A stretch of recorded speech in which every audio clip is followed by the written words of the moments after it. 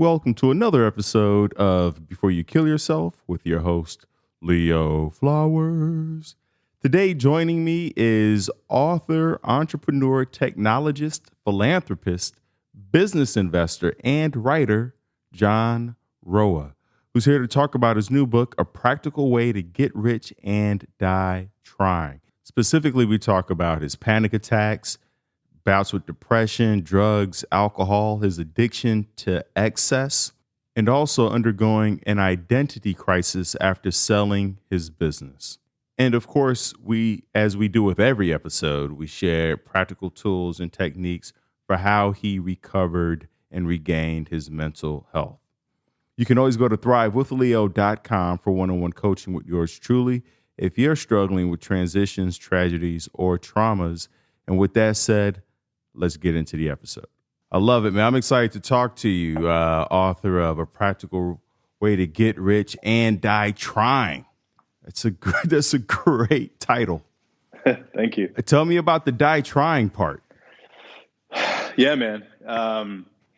Well, it's a crazy story, and I didn't want to sanitize any part of the journey, and that's kind of why I called it that, and it's why I wrote it how I did, which is a very kind of out in the open, kind of visceral take on success. I think when we're shown success stories, especially when it comes to tech entrepreneurship, which is kind of the golden era of today, we're often shown very kind of whitewashed perspectives of what really happens because people are a bit afraid to talk about the real struggles that we go through and all the stigmatized topics. Especially in tech entrepreneurship today, we hear a lot of success stories, and we hear them either through the media or through people who are telling their own story through biographies or memoirs, or we hear them, told after a disaster. And those are stories like Fire Festival or Theranos or whatever. But any way that we're told a success story, we're normally not told the real story. And that's either because people are afraid to share their real story because, they can be a lot messier and a lot kind of more dire than we ever think. And they're topics that are tough to talk about, like mental health and substance abuse and whatever. Or people try to over dramatize them. And that's where we get stories like Steve Jobs and Zuckerberg or Theranos or whatever, where they're made to be these kind of spectacle stories instead of digging into why we as entrepreneurs feel this way. So in my story, I started at this tech company that the book details when I was 26 years old. I had a little bit of experience trying to start companies, but no real business or tech experience outside of that. And worked very hard, right place, right time, had a good idea, good team. And the company worked, but along the way, I struggled a lot, which is incredibly common amongst entrepreneurs. And I'm guessing your listeners, a lot of them are self-starters, and it's never as easy, clean, or graceful as we want it to be. And so I experienced the whole kitchen sink of issues. I started to deal with an unconscionable amount of stress and risk I was taking, kind of burnout and anxiety. It led to some pretty severe mental health issues. I was deeply, deeply depressed. I was dealing with all sorts of anxiety issues. And then as the company started working, it all started compounding and compounding. I started then dealing with all my issues in the absolute wrong way, which was drug, sex, and rock and roll, basically, to just try to offset the damage that I was doing to my mind and body. And for anybody who's ever tried that strategy, it doesn't work that well. And it normally, catches up with you. And in my case, it caught up with me in the form of a severe mental breakdown. I ended up hospitalized for multiple days. I suffered dissociative amnesia. I had severe memory loss. They thought I had suffered a stroke. And I almost died. I was closer to being dead than I was alive for that week. And that level of burnout for me was, I felt like the first and only person who has gone through it. I have now come to learn that it is more common than we ever let on. And despite coming out of that and being able to sell the company, make my money and kind of retire, by the age of 31, I still dealt with a lot of lingering effects. It was a very rough ride, and it gave me a lot to think about in the years after. And what became most important to me was to talk about the entire story, was to talk about what we deal with, why we deal with it, what makes entrepreneurs so susceptible to this stuff, why the statistics around, you know, people that are entrepreneurs who have 60% more mental health issues than the average person. We are, have 4 times more divorce, substance abuse issues, et cetera. People have 8 times more bipolar, 6 times more depression. I mean, all these stats. And I wanted to figure out kind of why, and then to tell my story as a way to set an example that we should be able to talk more about these topics. So the die trying is because I literally almost did die trying. A part of me, I still feel like did. I became a very different person after that whole experience. But ultimately, I wanted to share the true version of one of these roller coaster success stories. Man, and I know people who they are just pushing themselves to the limit.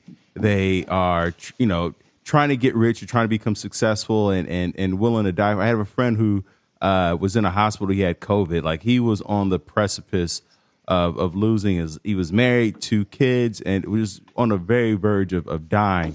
And Yeah. it was because he was pushing himself. Like he was traveling. I know in the book you talk about traveling to like 100 different countries in like 101 days or something like that. It was something insane. And as soon as he got better, he's right back on a plane. So I Yeah. love that in the book you talk about how entrepreneurs are born that way. Can you talk about like what those elements are and what those characteristics are? Yeah, and it's funny because the term entrepreneurship is so common today. It's so common. It's almost become like the baseline of our lexicon, especially in America. We entrepreneurs dictate everything. We are the celebrities. We are the rock stars. We are the billionaires. It's a bit crazy, to be honest, because that wasn't the case even a couple generations ago. Our grandparents didn't think of entrepreneurs that way. Entrepreneurs used to be inventors. They were the Henry Fords and the other people and the Edisons who created things. And those so happened to kind of become businesses. Now it's become this in vogue concept of, kind of get rich quick. It's kind of the new gold rush, right? Back in the 1850s, during the actual gold rush, people that were opportunistic and wanted to make a bunch of money as fast as possible, they'd obviously head west. They'd try to find gold, and they pretty much knew they were going to come back rich or in a coffin. That was pretty much the trade-off, right? You didn't just kind of like, miss and then pivot. You either got rich or you died. That was the gold rush, basically. And what's crazy is that, 150 years later, we are still kind of in that mindset in this new tech Silicon Valley. How big and fast can we do this instead of being inventors? And so, but when I was a kid, that really wasn't how it. I'm 36 now, so I grew up in kind of 80s, 90s, and we had some entrepreneurs. We had Steve Jobs and Bill Gates and some of these tech guys and Richard Branson. They were the icons of that era when it came to tech, but it wasn't as common as it is now. And so I never even knew the term entrepreneur existed. I didn't have any entrepreneurs in my family. I didn't go to career day and say I'm going to be an entrepreneur. I just am the type of mind that loves solving problems and willing to take a risk to do so and want to push myself and be in control of my own future as much as possible. Those are the characteristics that I have. And those are the ones that happen to make people entrepreneurs. And so after I sold the company and I had a lot of time to reflect on what the hell had just happened, I started to ask myself, like, why did I do this? Why did I want to risk my life and sanity and future for a business?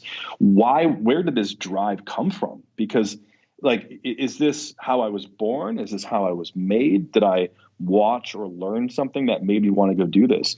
And I spent quite a bit of time researching it and, very thankfully, meeting people who are far smarter and more educated than me, who have spent their sometimes lives researching this exact topic. And one of which, and I'll use this to answer your question, one of which is a guy named Michael Freeman, Dr. Michael Freeman. And he is a brilliant psychologist and psychiatrist out in California in Silicon Valley. And so he was actually a CEO at one point before going into clinical work. And he has spent 6,000 hours in clinical therapy with entrepreneurs. So arguably nobody in the world understands us better than this man. And he's become a friend of mine. And we talk all the time. We talked earlier today. And And I've asked him the question, like from his perspective, are we born or made? Like, why do we do this?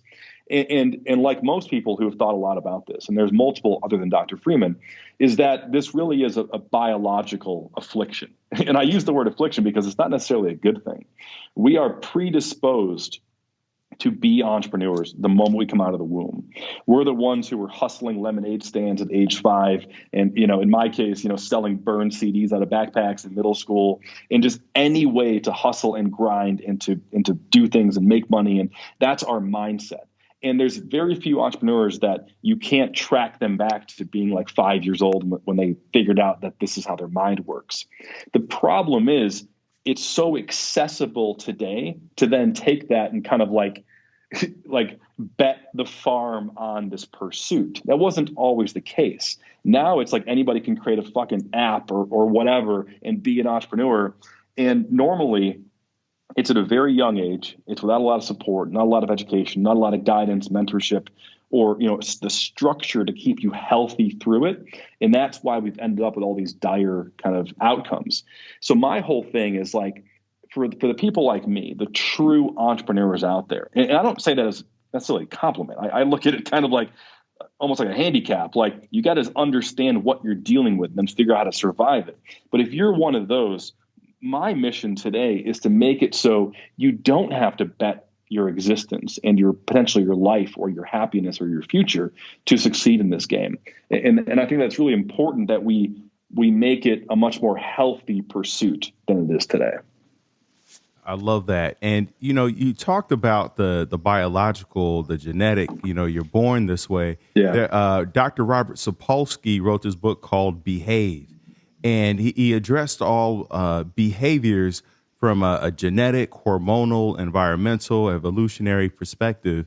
And so I guess my question for you then is, what do you think happened in your childhood, or how were you raised, that you think contributed to how because there's a combination of nature, nurture, right? There's you have the predisposition, but then the environment has to allow you to express yourself in the way that you're genetically attuned to. So what was it from your childhood that you felt like contributed to your drive and the way you turned out?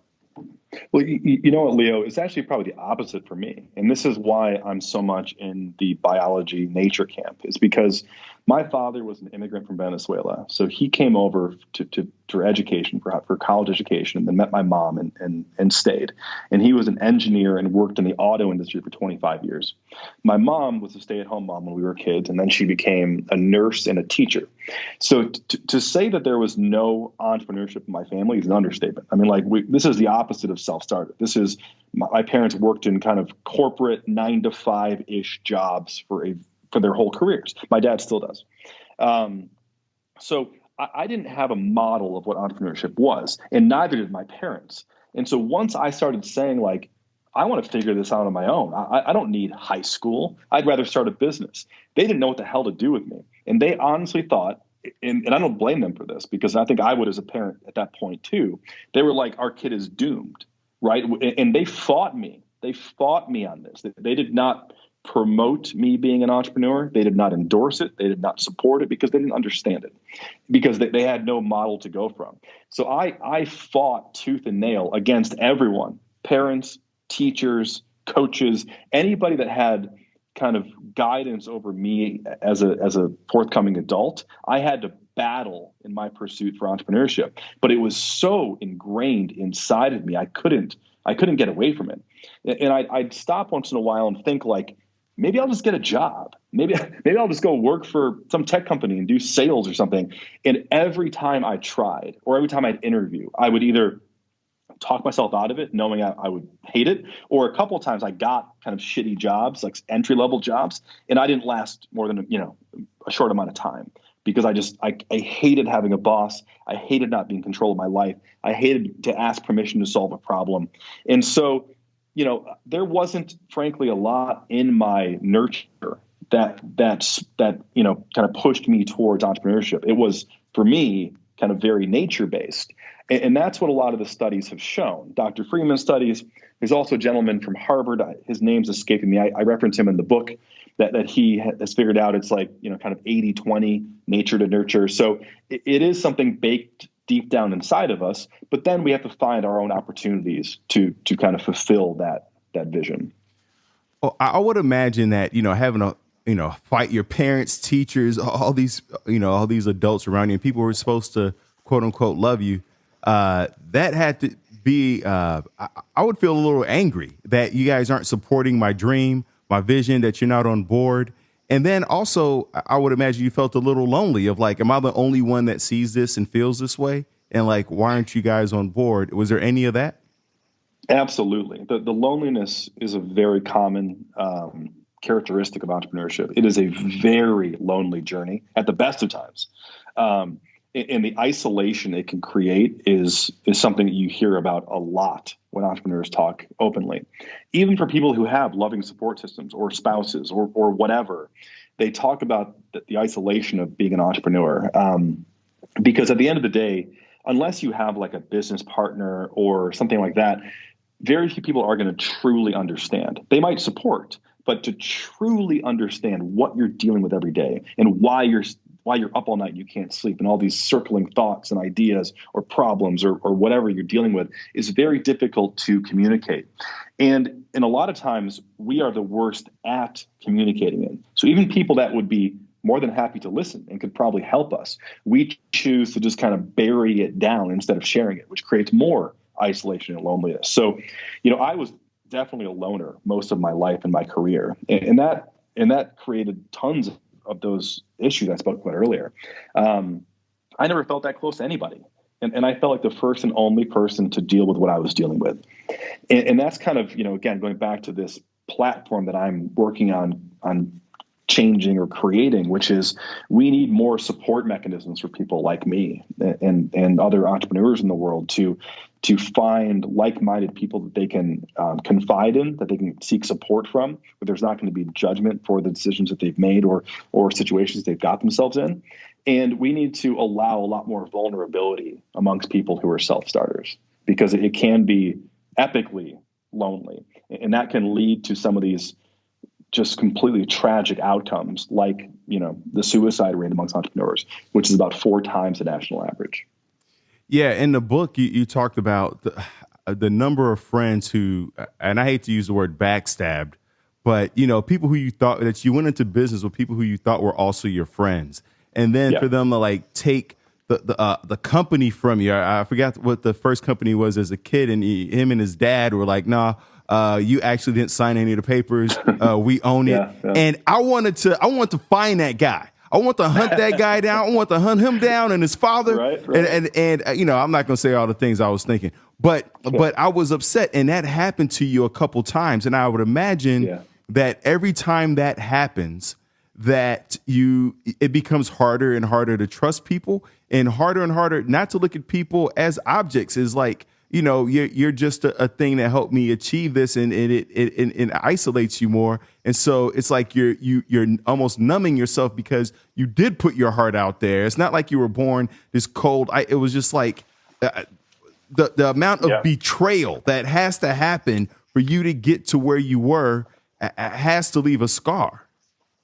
Absolutely. And that was very well said, because it does chip away at you. And it chips away because, I'm a very empathetic person. I think my mom is probably the most sensitive human being in the world. So I grew up in an environment with a lot of, kind of emotional support. We spoke openly about our feelings as a family. We had a very tight-knit, family when I was a kid. So I was used to trusting people. I was used to assuming people were good and had my best, intentions in their heart. And when I'd have a friend or whatever, I inherently trusted them. And so, you referenced a couple of times early in my life. The first was at age 16, turning 17. The second was at age 21, where I was screwed the first time royally, the second time pretty bad, out of business pursuits by people that I inherently trusted. And what it did to me was it made me realize that business is not this kind of familial, friendly sparring match. Business is a fucking war. And it hardened me with that mindset. And that's not a nice lesson to learn at that age, right? Like, you shouldn't be that hardened when you're 21 years old. You should still be kind of, stars in your eyes, like the world's all a good place. Now, it led me to be a lot more pragmatic in my later businesses and ultimately become more successful. But it also made me a cold-hearted fucking bastard. And like when I ran Okta, which was my biggest company, the one that the book covers in detail, I was not fun to work with. I was not fun to work for. I didn't really care that much about my employees as human beings, because I was like, well, at this point, this is a battle, and I'm being sued by that client, and this employee is quitting and screaming. So I was like, fuck all you people. I'm gonna do what I need to do for me, and I'm gonna look at this as, instead of my baby, I'm gonna look at this as a cold, dark piece of steel that I got to push uphill until I get to the top. And it sounds awful, but I think if you talk to a lot of entrepreneurs who have been through the gamut, that is kind of where a lot of us end up. And when you hear these stories of just toxic work environments and brutally, tough CEOs and stuff, even, the Steve Jobs stories that came out after his passing of just how awful he was to work for, I hear those, I'm like, yeah, I get it. I totally get it, because, this is no longer a game. This is now a battle. What was interesting about your story is much of the drugs you talked about doing, you didn't sound like a drug addict.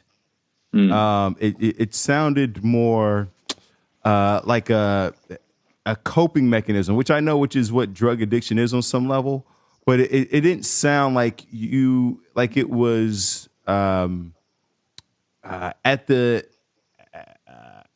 behest of the work you were trying to do. It didn't seem to interfere with what you were trying to get done. It seemed like a thing that you had managed, but when you did do it, it was almost like a binge kind of thing. Like it was intermittently. Are you still struggling with any type of drugs now? Well, I'm not, and I appreciate you asking, Leo. And it's you caught on to what I was hoping the readers would get out of that part of the book, because there's, the concept of addiction is obviously multifaceted and very complicated. And what I've realized since, because at the time you can't appreciate any of this, you can only appreciate it in retrospective as you look back on your life and decisions that you made.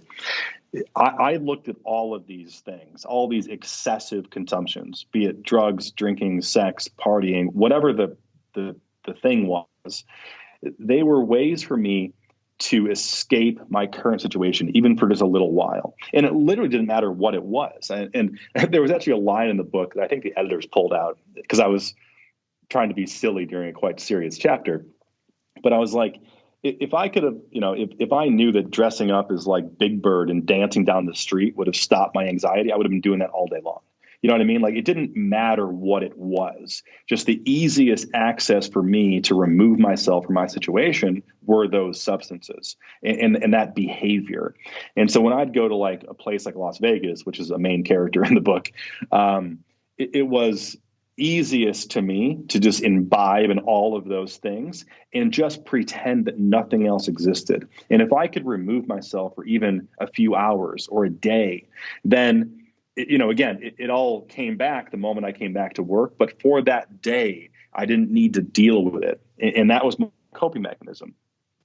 And that is a very shitty coping mechanism. Like, that is not what we should be doing. But that's all I had. I didn't know what else to do. And so the thing that I'm very fortunate of is that I don't have an addictive personality, and I don't actually get addicted to things. If I did, I'd probably have been dead a long time ago, because I did all of the things that you would become addicted to. And so like, I haven't done, any kind of party drug since I sold the company. And like, I just stopped and then haven't thought about them again. I haven't needed to do those. I'm drinking a glass of wine right now, but like, it's one glass of wine and that's my evening, so I'm very lucky and very fortunate to not have that characteristic, or else I would have ended up another statistic like a lot of my entrepreneurial, colleagues. So, brother, you're so lucky. I can't have a glass. I want the bottle. I don't even want the bottle. I always, I just want more. Have you seen that movie, a million. It was about Paul J. Getty, and Yeah, he yeah, was yeah, like yeah, yeah. he had all the money in the world, and there was a scene where Mark Wahlberg says, "How much money do you need?" And he said, "More." And I was like, Yeah. "Ooh, like that's how I am I'll with tell you cookies." something. I'll tell you something. I'll tell you something, Leo. It's interesting because the one thing I do have is I am drawn towards excess. And this is why I did a lot of those things, because excess makes me feel good. But the thing is it's not the chemical. Like, it wasn't the cocaine. It was doing a bunch of cocaine. It wasn't that I loved or was addicted to sex. It was that, like, having sex with a bunch of women was really fun and it took me away from it. So it was always chasing excess for me because excess made me feel good. So I've had to continually, and a lot of this comes with maturity and growing older and stuff. I think you lose a little bit of that when you're in your 20s and you're making money. It's a lot easier to chase excess. And but I've had to work on that because I've had to work on being content with, like, a lot, but not too much, or settling for something that's fine instead of, like, the best. And that's been a bit of a journey for me. So it's a nuance, and it sounds like addiction, even though it's a different form, because I was never addicted to the chemical or the act. I was addicted to the excessiveness of doing those things. And that's something that I've worked on for years, since the time of the book, and I still work on today. As a matter of fact, my last call before you tonight was with my therapist, and this is something we visit every week, and we talk about how, with whatever I'm doing, whether it's business or personal or relationships, that I constantly need to work on my need for excess, and frankly do away with my need for excess. Man, what I love about that, John, is that you got to the essence of your addiction, where some people think they're addicted to alcohol, but it could be to dopamine, and it doesn't have to be. It could Exactly. be a Yeah. million other things. And so you Yeah. got to the essence, and that's when you really start to see people change and start to grow afterwards. I would imagine because you sold your company, your baby, at the it was it were you 30? You were 29 when you sold it, right? No. I was 30, turning 31 when I sold it. So you sold it, you got retirement money now. Was there a grieving period? Because we know that for people who retire, and it's usually at 65, a lot of them don't handle that very well. Were you able to Yeah. transition after you sold it, or was there a grieving period as you look back? Well, the grieving period for me wasn't the traditional one of, like, my baby's gone. Because I kind of said earlier, this wasn't my baby, right? I had learned to not treat this business as my baby. And so it wasn't a grievance of, like, the business is gone. What was gone was the biggest stressor in my life. And so overall, I now had money, which I'd never had in my life, which changes things, not always in a good way, but I have to add. And also my biggest stressor was gone. And so I was hopeful that I would kind of wake up a new man and kind of go, okay, like, life is good now. I can now go do whatever I want. What happened to me was two different things. The first was that my kind of grieving became from my identity disappearing.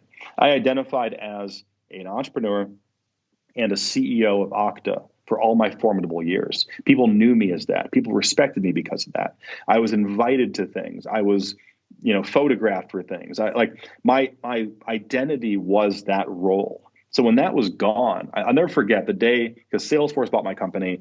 I worked for Salesforce for a short period of time, and then I left. And so, between Okta, my company, and Salesforce, everything that I had was kind of in those companies. And so when they went away, my last day, I tell this story very rarely, but I had to kind of give up my laptop and my cell phone. And then I announced I was leaving the companies. And then we had a party to kind of, to send me off. Then I woke up the next morning and I literally had nothing. Like, I didn't have a computer. I didn't have a cell phone. I didn't have a calendar with meetings on it. I didn't have an assistant calling me. I had nothing. And it was one of the strangest mornings of my life. And it was first a very freeing feeling. It was first like, holy crap. I mean, this is literally a new world. But there were two things that took that away very quickly. Number one is you then say to yourself, well, what the fuck do I do now? Like, what do I literally do? I don't, no one cares where I am.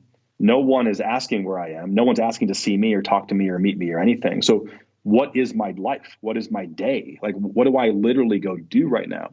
And the second thing, which was far worse, was that all of these issues I spoke about earlier between the mental, the physical, et cetera, they now had carte blanche. They had free range to come up and bubble up to the surface. I had no, kind of excuses that was holding them down and suppressing it. So I fell into a deep depression as all of the mistakes, all of the decisions I'd made for years kind of came rushing to the forefront. And I was a bit of a mess. And I ended up under medical care with an amazing doctor in Chicago for about 6 months, working on my body and mind, trying to recover from all the damage that I'd done over the last 5 years. And so, there was a lot of, it was the single weirdest period of my life after selling the company. And it took a long time to reconnect people I loved and kind of say to them, I'm sorry, I've been gone for 5 years. I'm back now. Like, what did I miss? And will you still kind of let me in and let me come back from what I just did? It took a lot of kind of asking myself, well, what matters now? What do I want to be? What do I want to do? What do I want, what is my life and what is going to dictate it for the next number of years? There were some big, challenging times ahead. And, all the money in the world doesn't change that. It doesn't make any of that easier. In fact, it makes a lot of it harder because money was not in the equation. I'd always been driven by necessity. I never had any money. I grew up in a low to mid income household with an immigrant, family and whatever else. And so this was all, I never worked to not need money to buy food, to pay rent. I needed to work. And all of a sudden that goes away and you're like, well, what do I do now? And you're 31. So it's not like your friends can relate, right? Your friends are usually just getting into their careers at that point.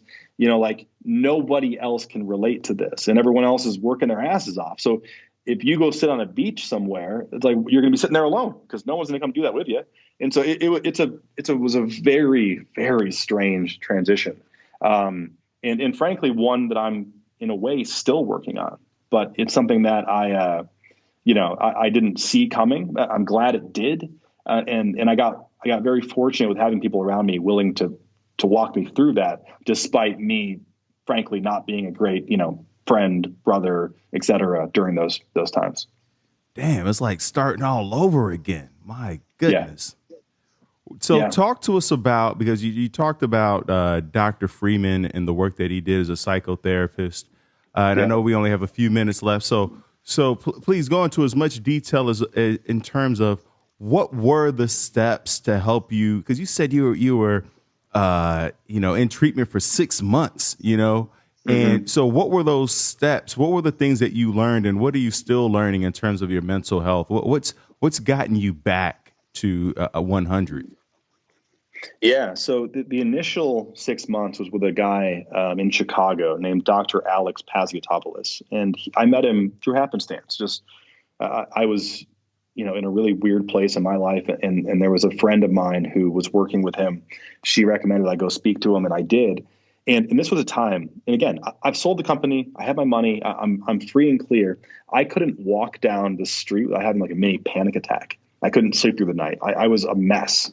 And I kind of saw him and he was like, yeah, you're a mess. I mean, like it was quite obvious. And I went through 6 months of treatment with him, focused on, my body and mind. So for the mind side, it was things like neurofeedback and biofeedback and kind of getting all my internal kind of levels back up with supplements and doing high dose ketamine therapy. All sorts of stuff to try to fix the damage that I had done.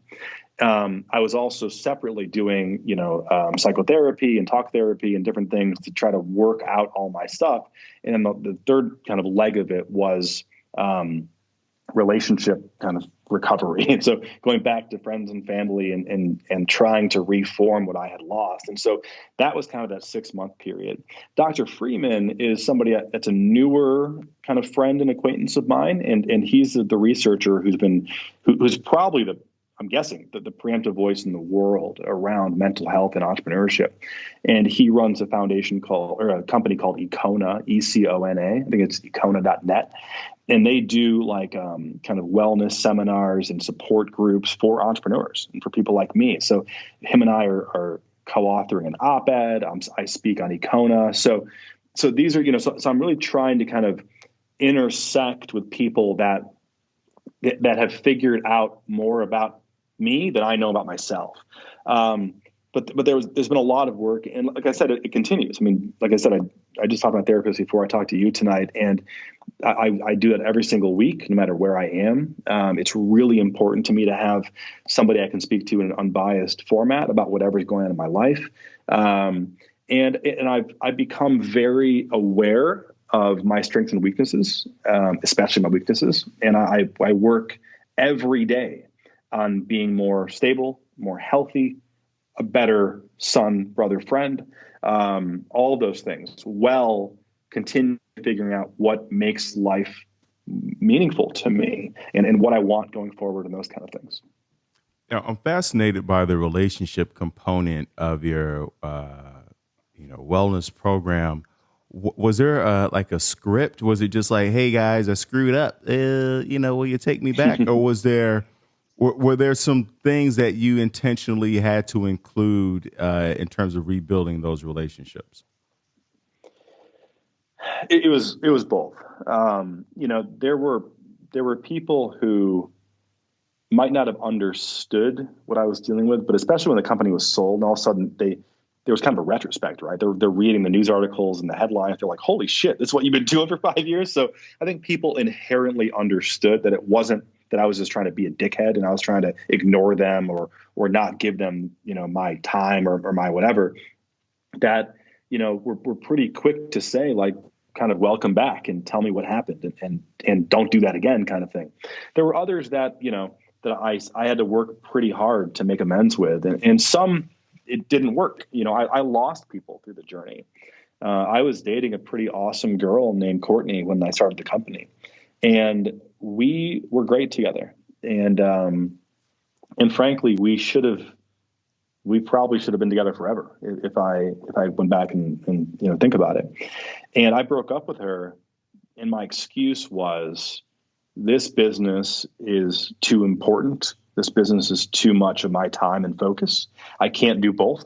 I can't be a great boyfriend and a CEO, which is of course ridiculous, right? Most powerful CEOs in the world have spouses and partners. So my thesis was just hogwash, but that's what I told her. And it was probably out of insecurity and fear of what I was about to go through. And her and I never reconciled our anything. We're not friends today. We don't speak today, those kind of things. And so, there is collateral damage with all of this. But, I was lucky that I have an incredible family and core group of friends that did allow me to kind of, come back from this. Do you still get panic attacks? And if not, what were some of those things that, and I know you talked about the biofeedback and the psychotherapy, but for the listeners who can't get immediate access to that, somebody who might be struggling right now, are there some practical tips or tools that you have for dealing with a panic attack? It's tough, man. I do still get them, to be honest. Thankfully, not as much as I once did, because that was literally hell on earth to not have any control over that. I mean, for people who have never experienced a true panic attack, it's just awful. And I don't know where it ranks on the worst feelings in the world, but for me, it's pretty high up there. I mean, you literally feel like you're going to die, and it's just an awful feeling. So I deal with panic today a little bit. After a lot of work, it's down, probably 98% of what it once was, but I deal with it a lot when I sleep.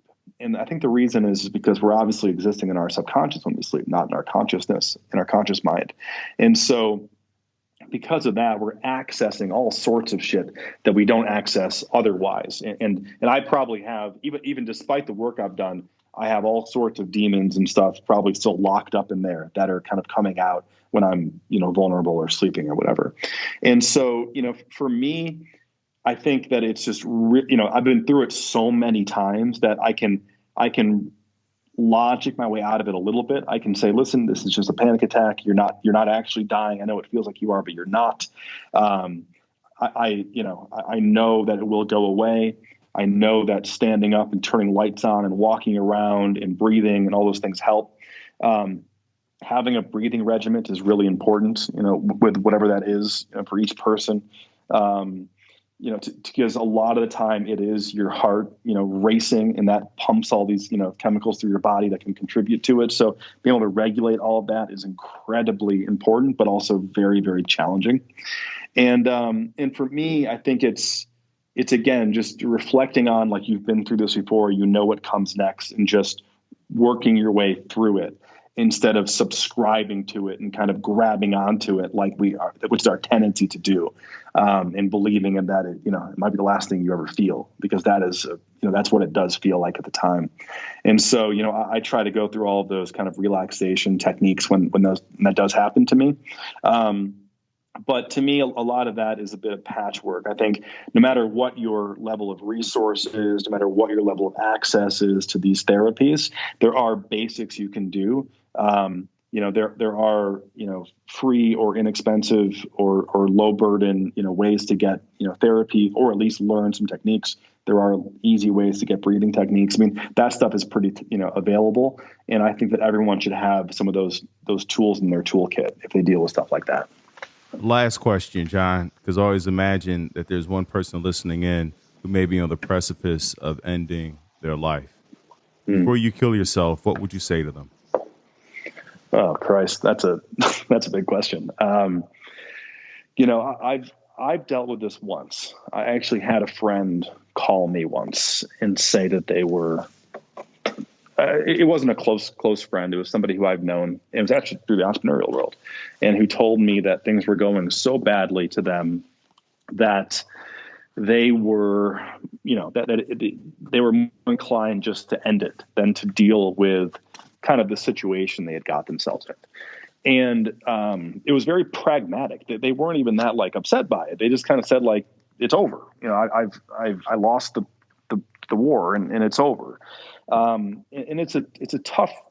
I've never been in that position, so I can't say how tough it is, but I can certainly empathize, and I can imagine how tough it is. And it was a tough phone call to get, because you do wonder what to say, and you wonder what you could possibly do as somebody that is now in a position to potentially save or not save somebody's life. And the only thing that I could unequivocally say to them is that things will invariably get better, because if you are at that lowest point, and I've been at pretty low points, never that exact one, but probably ancillarily as low, you do have to realize that if you're at that low point, the only direction is up, and the world does change, life does change, and invariably things, if you give it time, which is the only component you have control of at that point, things will improve. And there's a lot of people, whether it feels like it at the moment or not, that do love you, that do care for you. And whatever you've convinced yourself of, that it is over or nothing's worth it, it's just simply, likely not true.